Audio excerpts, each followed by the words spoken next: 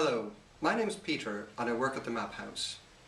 You can find us either at themaphouse.com or better still, come and visit us here in our galleries in Knightsbridge, London. Today I'd like to show you this wonderful map of the North Pole by Gerhard Mercator, published in Amsterdam 1613. Mercator was a very important geographer who gave us Mercator's projection, which is what you and I see when we look at maps today. Bearing in mind that this is the North Pole in the 16th century, this map is a truly remarkable cartographical achievement. But now, its most fascinating feature is the mixture of legend, myth and fable that make up its composition. As you can see, Mercator mapped the area as 4 separate islands that drew waters from all the great oceans into a central whirlpool.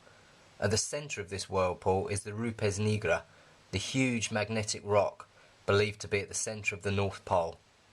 Mercator once described this monolith in a letter to his friend, the English occultist and royal advisor John Dee, with the words, "black and glistening, as high as the clouds."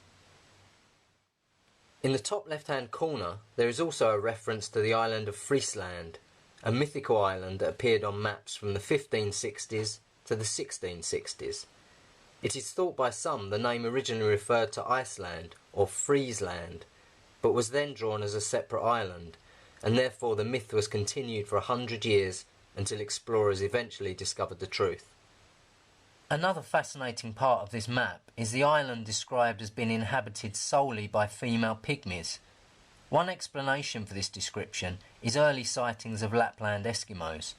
The females were often left on their own for hours while the men hunted, therefore these early sightings may have got spun into an urban legend.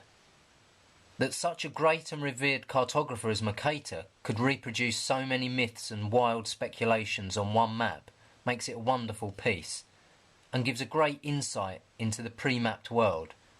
And of course, one cannot ignore the wonderfully ornate engraving and beautiful contemporary colouring that make this such a fine example of early 17th century map making.